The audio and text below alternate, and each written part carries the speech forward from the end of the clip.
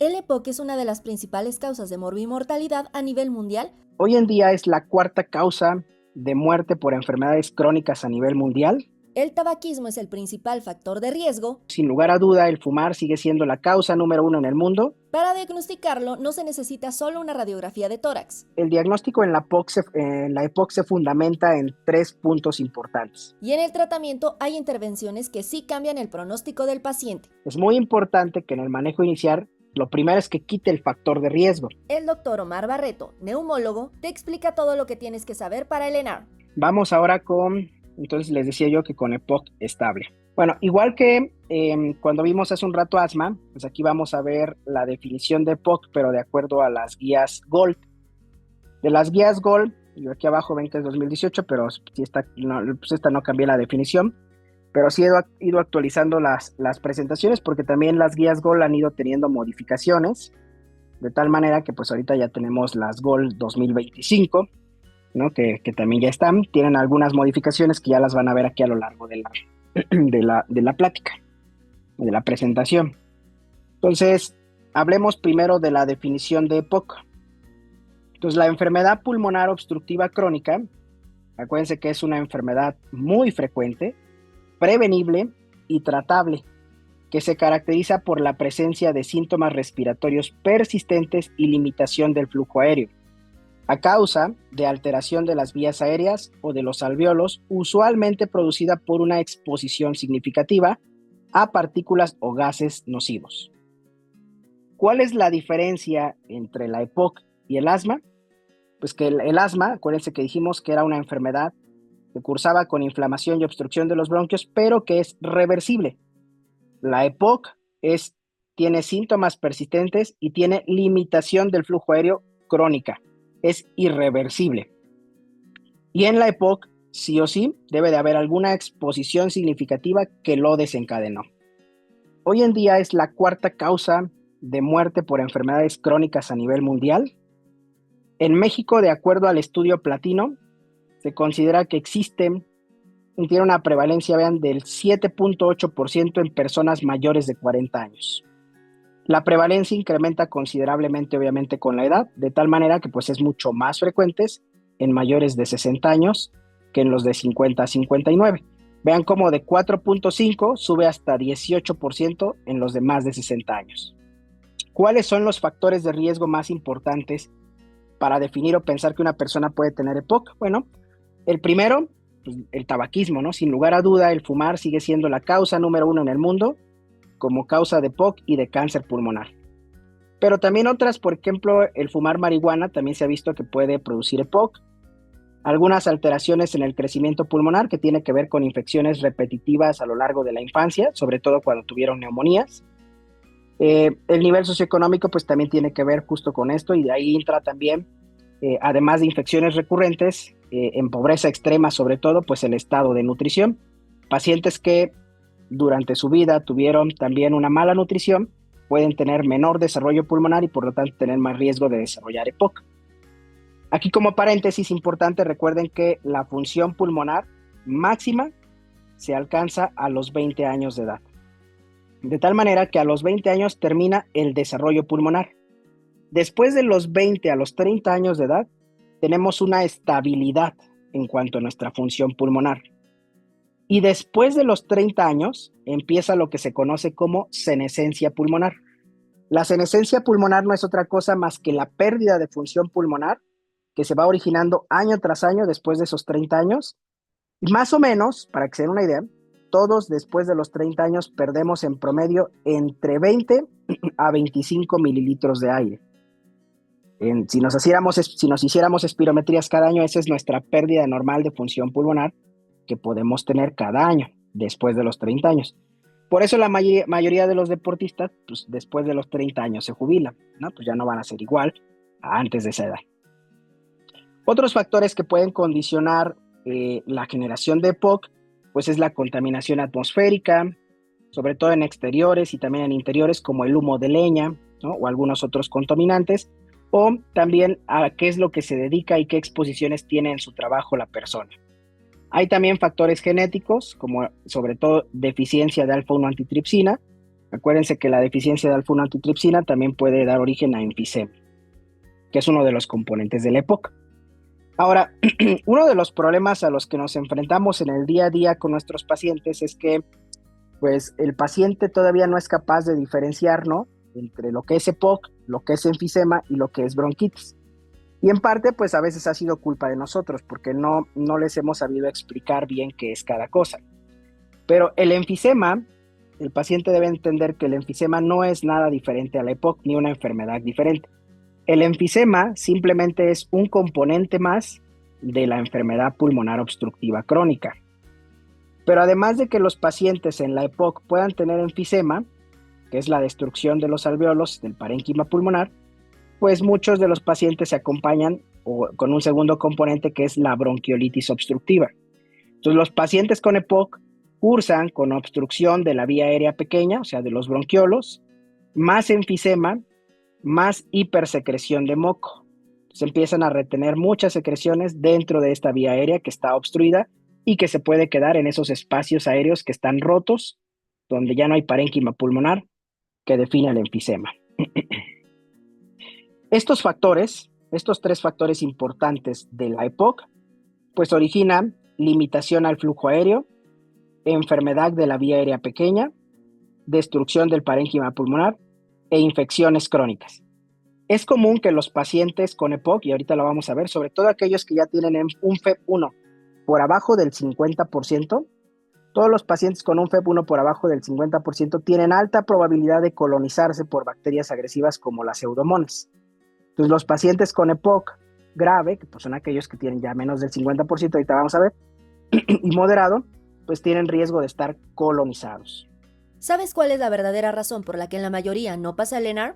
No es falta de inteligencia, es porque estudian con calendarios genéricos, sin considerar sus horas reales disponibles, sin distribuir el tiempo de estudio de acuerdo a la proporción real de preguntas por especialidad y sin integrar simulacros desde el inicio. Y cuando no pueden cumplir, creen que el problema son ellos. En Aesculapius tendrás tu calendario personalizado basado en 3 cosas: tu disponibilidad real de tiempo, la estructura del ENARM y un sistema de estudio con 3 fases para repasos objetivos.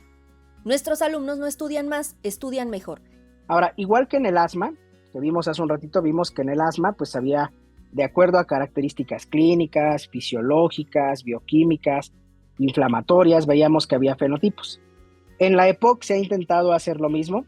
Hoy en día también existen epotipos, le llaman, y estos epotipos pues son prácticamente clasificaciones que se han intentado hacer de la EPOC para también poder dar un mejor manejo. Estas, a diferencia del asma, que ya están muy bien trabajadas, en la EPOC siguen siendo un poco difíciles, pero bueno, hoy en día al menos sabemos que podemos tener aquellos pacientes que cursan con más enfisema e hiperinsuflación, que se caracterizan por tener enfisema lobar superior, más disnea, muy baja tolerancia al ejercicio, limitación grave al flujo aéreo. Estos pacientes, por ejemplo, responden bien a cirugía de reducción de volumen pulmonar, que vamos a ver más al rato en el tratamiento. También tenemos aquellos que son exacerbadores frecuentes. Por definición, un exacerbador frecuente es aquel que presenta más de 2 exacerbaciones en un año, que requirieron una asistencia a urgencias, o una grave que requirió hospitalización. Esos pacientes que tuvieron una grave que requirió hospitalización o más de 2 en un año se llaman exacerbadores frecuentes. Y pues están también estos otros. Tenemos el EPOC con obstrucción leve de la vía aérea, la EPOC con disminución rápida de la función pulmonar, EPOC con diferentes comorbilidades. Aquí, por ejemplo, hay uno que se llama síndrome combinado, en el que podemos tener EPOC más fibrosis pulmonar, EPOC con inflamación persistente, con bronquitis crónica, con infección bacteriana crónica. También hay la combinación de EPOC con cáncer pulmonar, ¿no? Todas esas existen. Pero les repito, estas no están todavía tan bien trabajadas como en el asma, ¿no? Pero es un intento que se ha hecho. Ahora, lo clásico, que todavía lo preguntan de repente en los exámenes, pues es esto, ¿no? Que esto también ya, la verdad es que ya no lo van a encontrar en las guías porque ya quedó en la historia, pero al final pues sigue siendo algo que se utiliza todavía con relativa frecuencia. Y acá tenemos, por ejemplo, tenemos el EPOC, que cursa principalmente con enfisema pulmonar, ¿no? En lo que predomina más que la bronquitis, predomina el enfisema. Estos pacientes son pacientes que se observan rosados, de color rosita, entonces les llamamos soplador rosado. En estos pacientes que es el soplador rosado, pues el principal síntoma es la disnea, son pacientes delgados, pacientes que tienen disminución de la presión arterial de oxígeno, que tienen dióxido de carbono normal, la difusión pulmonar de monóxido de carbono está disminuida, que tienen un hematocrito normal y que no tienen cor pulmonar. Estos pacientes con enfisema, para que lo recuerden, se observan de color rosado porque si tenemos destrucción del parénquima pulmonar y por lo tanto disminución de la presión arterial de oxígeno, pues son pacientes que no tienen un intercambio de oxígeno adecuado porque no tienen pulmón, ¿no? Prácticamente está destruido todo el parénquima pulmonar. El lugar en donde se hace el intercambio de oxígeno está destruido. Al tener mucho enfisema no tienen un intercambio de oxígeno adecuado. Si no tienen un intercambio de oxígeno adecuado y están hipoxémicos, son pacientes que van a tener poliglobulia.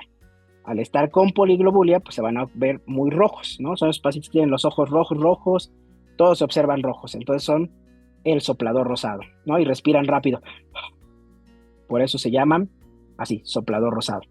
En cambio, está el otro fenotipo que es el abotargado azul. En el abotargado azul son aquellos pacientes que más que tener enfisema, tienen un comportamiento más de obstrucción de la vía aérea pequeña, de los bronquiolos y los bronquios. Estos pacientes, su síntoma principal es la tos, por lo mismo de que tienen obstrucción importante de los bronquios, pues tienen mucha tos con abundantes secreciones, generalmente tienden a ser más obesos y se observan con tórax en tonel porque tienen mucho atrapamiento de aire. Al tener una obstrucción importante de los bronquios pueden tener atrapamiento aéreo. En estos pues también tienen la presión arterial de oxígeno disminuida, pero en estos además tienen dióxido de carbono muy alto y por eso se ven azulados también. Son pacientes que van a generar más carboxihemoglobina, ¿no? Y también pues van a tener también un hematocrito alto, pero lo que más los va a caracterizar es la retención de dióxido de carbono. Eso era nada más pues para recordarlo, porque la verdad es que ya no lo utilizamos tanto, pero pues todavía sigue siendo algo que pues históricamente se pregunta. Ahora, el diagnóstico en la EPOC, vean, el diagnóstico en la EPOC se fundamenta en 3 puntos importantes. El primero, y lo decíamos desde la definición, el primer punto que debo de tener para poder decir que un paciente puede o no tener EPOC es que tiene que tener forzosamente un factor de riesgo. ¿Cuál es ese factor de riesgo más importante? Quedamos que el tabaquismo, pero también otros como la exposición a humo de leña, que entra dentro de la contaminación ambiental, o alguna ocupación que le dé alguna exposición importante, que es en factores de riesgo. Número 2, es un paciente que debe de tener síntomas clásicos de la EPOC. Así como había síntomas clásicos en asma, ¿no? Y que se acuerdan que de los 4, pues una cosa característica era que eran fluctuantes en el tiempo. Bueno, en la EPOC, lo más característico es la disnea, la tos crónica definida como aquella que tiene una duración de más de 8 semanas, pero que generalmente es productiva y se acompaña de expectoración abundante. Los pacientes con EPOC tienen mucha falta de aire, mucha tos y mucha flema. Si yo tengo entonces un paciente que viene a la consulta con estos síntomas y que lo interrogo y fuma un chorro, o ha estado expuesto a humo de leña o en su trabajo tiene una exposición importante, mi sospecha clínica sin lugar a duda es EPOC. Pero si yo quiero estar seguro y confirmarla, pues debo de hacer una espirometría con broncodilatador, porque la espirometría post-broncodilatador es la que me va a definir si mi paciente tiene o no EPOC. Entonces un paciente con EPOC tiene que tener una espirometría post-broncodilatador en la que persiste la obstrucción y que en el tiempo, aunque yo le dé tratamiento y lo siga, nunca se le va a quitar la obstrucción. Siempre que yo le haga una espirometría, aún con broncodilatador, siempre va a permanecer obstruido. Ahora, vean, para las guías GOL, la definición de obstrucción en la espirometría post-broncodilatador es con una relación FEB1, FBC, ¿se acuerdan que hace un rato que vimos espirometría? Les dije que lo que define la obstrucción y siempre lo primero que vemos es la relación que existe entre el volumen expiratorio forzado al primer segundo con respecto a la capacidad vital forzada. Y les dije que cuando evaluamos la relación FEB1-FBC, para definir obstrucción les dije que lo vemos de acuerdo cuando este está menor al límite inferior normal. ¿Ok? Aquí se lo estoy poniendo. Y que aquí lo traigo también en la diapositiva, ¿no? Aquí arriba y aquí abajo. Entonces, por definición, una obstrucción es cuando la relación F1-FBC está por abajo del límite inferior normal. En las guías GOL, para tratar de facilitar todo esto, las guías GOL establecen que la relación F1-FBC se va a considerar como obstructivo cuando esté por abajo de 0.7, es decir, por abajo del 70%. Esto cada vez se utiliza menos y les pido que no usen ese 0.7.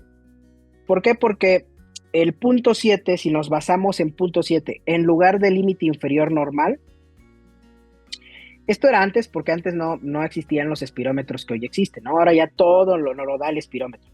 Desde que uno pone la edad, el sexo de la persona, el peso, la talla, desde ahí ya, por las ecuaciones que ya trae integradas, el equipo nos da cuál es el límite inferior normal para la persona, cuáles son sus valores predichos o esperados, y nos da incluso el Z-score, ¿no? Entonces todo eso ya lo podemos conocer. Entonces esto ya casi no se utiliza. Lo que utilizamos es el límite inferior normal. Y la razón es la siguiente. Si yo utilizara lo que dice GOL, que es este 0.7, entonces podría ser que yo tenga un infradiagnóstico en pacientes que tengan menos de 45 años o un sobrediagnóstico en pacientes de edad avanzada. Les pongo un ejemplo. Imagínense un paciente que me llega de 50 años de edad. Resulta que este paciente de 50 años de edad me sale que su relación F1-FBC es de 0.72. Eso es lo que tiene ese paciente en la espirometría. Tiene 0.72 o lo que sería lo mismo, 72%. Si yo me baso en las guías GOL en este 0.7, yo diría, pues mira, este paciente está normal, no tiene obstrucción. Pero ¿qué creen? Como es una persona de 50 años, resulta que su relación F1-FBC normal era de 80%, de 0.8. Si yo lo hubiera hecho con relación a su límite inferior normal, como debe de hacerse, entonces yo hubiera dicho que este paciente pues tiene una obstrucción, ¿no? Por eso en personas jóvenes en las que la relación F1-FBC es mucho más alta que esto, no es correcto utilizar este 0.7. Ahora, por el contrario, vamos a imaginar ahora que tengo un paciente de 90 años. Este de acá quedamos que tenía 50 años de edad, ¿ok? 50 años. Ahora supongamos que me llega ahora un paciente, pero que tiene 80 años de edad. Entonces este paciente que tiene 80 años de edad, me sale que tiene, vamos a ponernos que nos sale que tiene acá 0.68. Pues me sale que tiene una relación F1-FBC de 0.68 o 68%. Si yo tomo el 0.7 como el valor que debería de tener, pues yo voy a decir que este paciente tiene obstrucción, ¿están de acuerdo? Porque está por abajo del 0.7. Entonces cuando yo lo vea voy a decir, pues mira, está obstruido. Pero ¿qué creen? Este paciente por tener 80 años, o 90 años, creo cuánto les dije, para este paciente lo normal era a lo mejor 0.66. Entonces este paciente, si lo tomo con respecto a su límite inferior normal, que era 0.66, pues no tiene obstrucción porque está en 0.68. Entonces, vean cómo es muy importante el conocer los límites inferiores normales y no basarnos en este 0.7. ¿Ok? Esto es muy importante. Ahora, la espirometría en los pacientes con EPOC, pues al igual que en otras patologías, me sirve para el diagnóstico, me sirve para evaluar la gravedad de la EPOC y para dar seguimiento a mi tratamiento. Entonces, ahora sí, una vez que yo ya tengo diagnosticado mi paciente en base a estos 3 factores que ya vimos acá, es decir, en base a los síntomas, en base al factor exposicional y en base a la espirometría, entonces lo que sigue es que yo clasifique a mi paciente con EPOC. Y ahí sí, la clasificación de acuerdo a GOL es de esta manera. Entonces, en principio, vamos a clasificar a la EPOC de acuerdo a la gravedad, de acuerdo a la obstrucción que tenga medida por espirometría. Entonces, vamos a decir que es un paciente GOL 1 cuando tiene un FEP 1, o sea, tiene una obstrucción, pero con un FEP 1 por arriba del 80% de su valor esperado o de su valor predicho.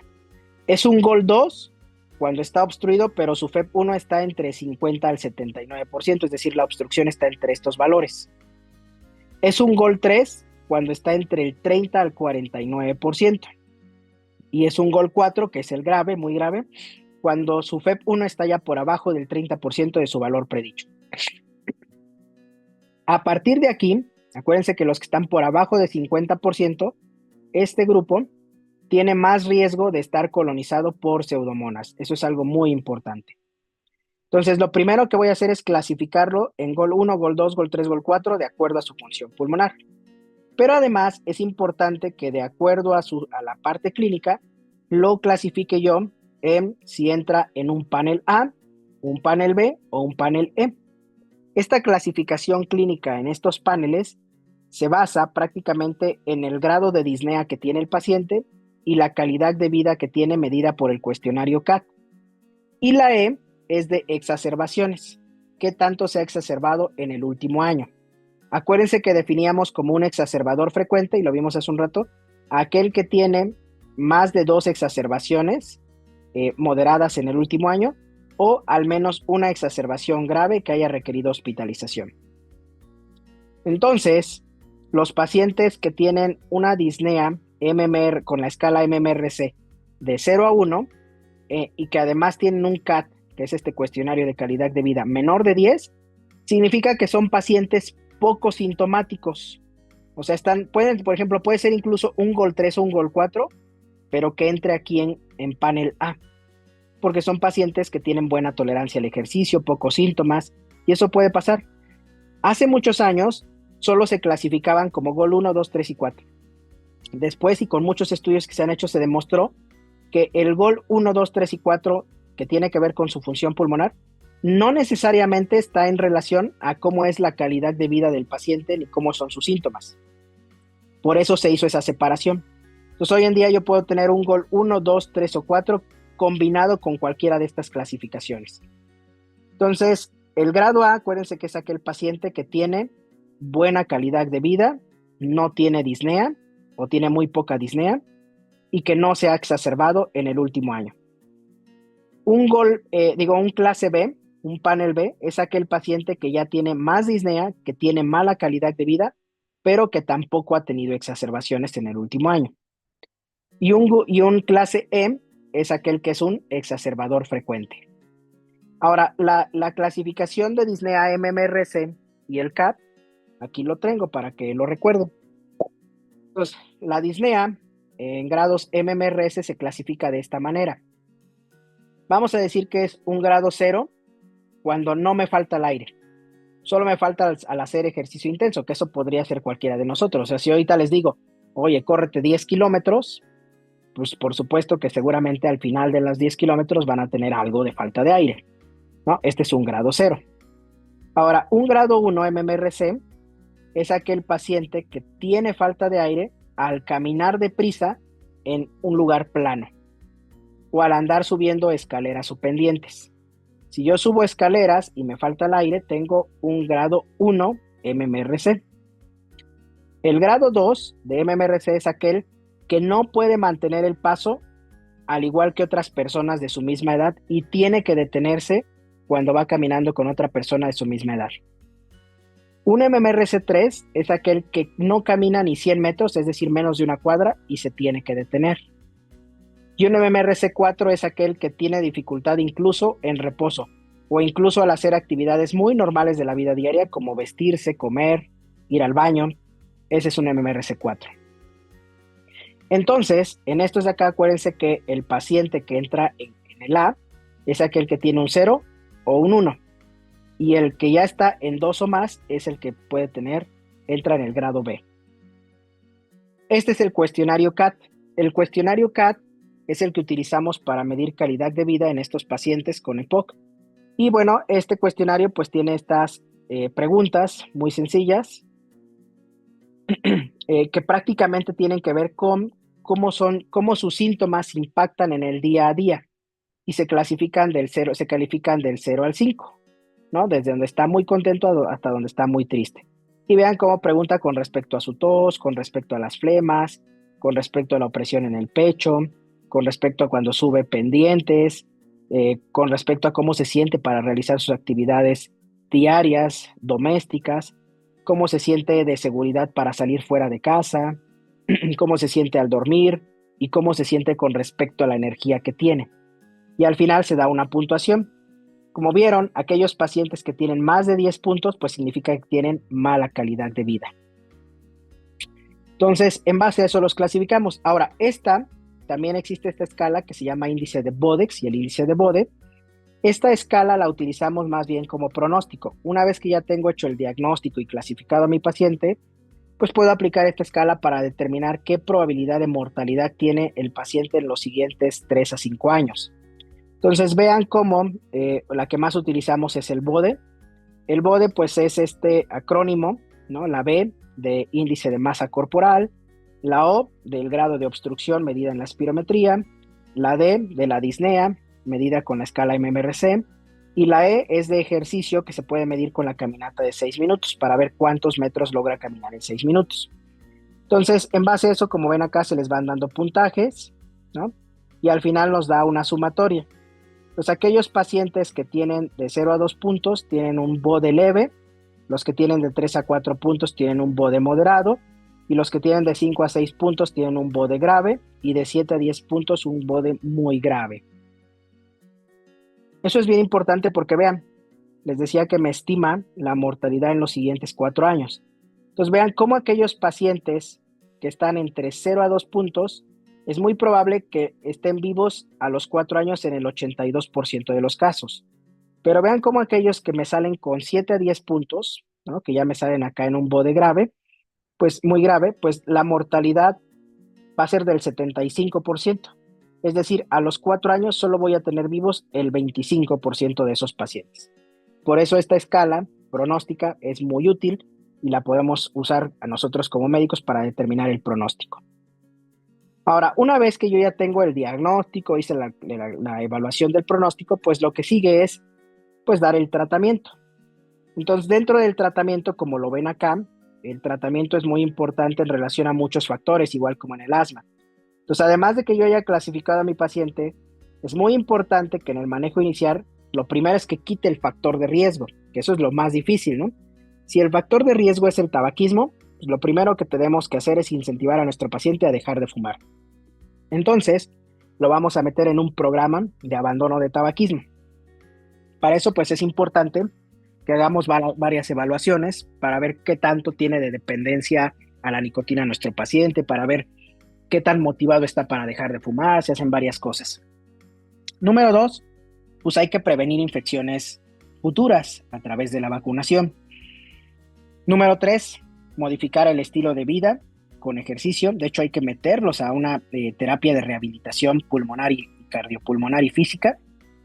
Y pues obviamente iniciar el tratamiento con medicamentos. En esta parte del tratamiento con medicamentos es importante educar al paciente sobre el uso de los medicamentos y también manejar todas las comorbilidades que tenga nuestro paciente. Ahora, el tratamiento ya médico, es decir, el tratamiento farmacológico más bien, tiene varios objetivos. Entonces, el primer objetivo es reducir los síntomas. Y la reducción de los síntomas, pues lo que va a hacer es mejorar o quitar los síntomas como la disnea y la tos, ayudar a que tengan más tolerancia al ejercicio y mejorar de manera general el estado de salud del paciente. Eso es lo que vamos a hacer. Pero por otro lado, es importante que reduzcamos el riesgo futuro como lo hacíamos en el asma.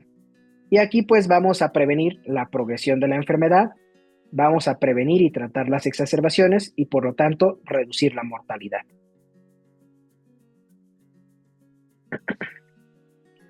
Y entonces, pues vamos a ver cuáles son los medicamentos que se utilizan. La clasificación que vimos hace un rato, de acuerdo a estos paneles A, B o C, pues vean que tiene una función. Y el objetivo principal de hacer esta clasificación es que en base al tipo en el que entre el paciente, en base a eso vamos a definir eh, cuál es el mejor medicamento para el paciente. Entonces, en el caso de los pacientes que quedamos que tienen pocos síntomas, tienen buena calidad de vida y que además no se han exacerbado en el último año, ¿verdad? O que tuvieron una pero fue moderada que no requirió ir al hospital, pues en este grupo, que es el grupo A, el tratamiento ideal es un broncodilatador de acción larga, que generalmente lo que más utilizamos son antimuscarínicos. A diferencia del asma, que los que utilizábamos eran más como los beta-2 agonistas, en la EPOC utilizamos los antimuscarínicos. Ahorita igual les voy a mencionar algunos, pero el más clásico que se ha utilizado siempre es el tiotropio, que es diferente al bromuro de ipatropio. El tiotropio es un broncodilatador antimuscarínico de acción larga, pero tenemos muchos otros más. Ahora, cuando está en un grupo B, en el grupo B es aquel paciente que tiene que ya tiene una mala calidad de vida, que tiene disnea de manera importante, pero que no se ha exacerbado. En estos pacientes se recomienda ya no solo usar un broncodilatador, se recomienda usar la combinación de dos broncodilatadores que le llamamos terapia dual, es decir, utilizar un broncodilatador beta-2 agonista de larga acción, más un antimuscarínico de larga acción, ¿no? Un ejemplo, podríamos utilizar, por ejemplo, formoterol más tiotropio. Luego tenemos el grupo E. En el grupo E entran aquellos pacientes que se consideran exacerbadores frecuentes. Los exacerbadores frecuentes pueden manejarse de manera inicial con un tratamiento dual, esto es doble broncodilatador, pero en estos pacientes, sin lugar a duda, se debe de considerar lo más pronto poderles dar también un glucocorticoide inhalado, sobre todo con aquellos pacientes que se demuestre que tienen más de 300 eosinófilos en sangre periférica. Ya está comprobado que aquellos pacientes que tienen eosinofilia en la biometría hemática, definida como más de 300, en el caso de los pacientes con EPOC, son candidatos a glucocorticoide inhalado y responden bien al tratamiento y eso disminuye las exacerbaciones. Entonces les damos lo que se conoce como triple terapia. Entonces, si lo viéramos como en un flujograma, pues parte de lo importante es, acuérdense, si está en un panel A, podemos utilizar un solo broncodilatador. Panel B, utilizamos doble broncodilatador, ¿no? Aquí lo vemos, vean. Los pacientes, panel A, podemos utilizar un solo broncodilatador, de preferencia los LAMA. Pacientes que están en panel B, doble broncodilatador. Si tienen eosinofilia periférica de más de 300, vamos a dar triple terapia. O aquellos pacientes que sean exacerbadores frecuentes, pero que tengan por lo menos más de 100 eosinófilos en sangre periférica. En este grupo de pacientes, además de darles triple terapia, si son pacientes que, por ejemplo, tengan tos persistente, o sea, que se comporten como una bronquitis crónica y que tengan un FEV1 por abajo del 50, se puede dar, por ejemplo, el roflumilaz. Ahorita ya ha sido un poco difícil conseguirlo, que es un inhibidor de fosfodiesterasa. Ha estado escaso porque presenta algunos efectos adversos, principalmente gastrointestinales. Eso es lo que ha hecho que, pues, y como no se mandaba tanto, que es para un grupo específico, la verdad es que no ha habido tantos. Sé que pronto se va a lanzar un nuevo medicamento que va a ser igual un inhibidor de fosfodiesterasa y seguramente vamos a tener un repunte de este también. En el caso de los pacientes que son exfumadores y también tienen síntomas persistentes, también se puede utilizar un macrólido, principalmente la citromicina, a lo largo de un año, en los primeros días de cada mes, para también tratar de disminuir el riesgo de exacerbaciones. Vean, todos estos son los medicamentos que tenemos. Por ejemplo, en LAMA, les decía que tenemos varios, entre ellos tenemos el tiotropio, que es el que yo les decía, el umeclidinio y el glicopirronio. Pero también ya tenemos medicamentos que traen terapia dual, o sea, ya traen doble broncodilatador, como este que trae umeclidinio con bilanterol, este que trae indacaterol con glicopirronio, este que trae tiotropio con olodaterol, este que trae formoterol con aclidinio, y tenemos los que ya traen triple terapia. La triple terapia que quedamos que es para los exacerbadores frecuentes, vean, está por ejemplo, que trae umeclidinio, bilanterol y fluticasona, o este de acá que trae formoterol, glicopirrone y budesonida, o este de acá que trae beclometasona, formoterol y glucopirrone. Estos traen, como ven ustedes, un antimuscarínico, un beta-2 agonista y un corticosteroide inhalado. Entonces vean, los broncodilatadores de manera general en la EPOC, que es el estándar de oro en el tratamiento, ¿se acuerdan que en asma el estándar en el tratamiento eran los esteroides inhalados? En la EPOC el estándar de oro son los broncodilatadores inhalados. Y los broncodilatadores pues mejoran el FEV1, controlan los síntomas, reducen las exacerbaciones. Ahora, ¿qué es importante considerar cuando vamos a utilizar un glucocorticoide inhalado en los pacientes con EPOC? Pues esto, ¿no? Que la recomendación más importante es si son exacerbadores frecuentes o que tengan eosinófilos de más de 300 células por microlitro en la biometría hemática. En el caso de pacientes que tienen una exacerbación moderada del año, podríamos utilizarlos si tienen al menos entre 100 a 300 células. Y no utilizarlo, no se recomienda utilizar la triple terapia y sobre todo estos córticos o esteroides inhalados en pacientes que han tenido eventos repetidos de neumonía, en aquellos que tengan menos de 100 células de eosinófilos o en aquellos que tengan infecciones por micobacterias. Bueno, esto es lo de la reducción. Ahora, otros tratamientos adicionales que es importante cuando tengamos un paciente con EPOC es el oxígeno. Con respecto al oxígeno, el oxígeno, acuérdense, no se lo vamos a dar a todos los pacientes con EPOC.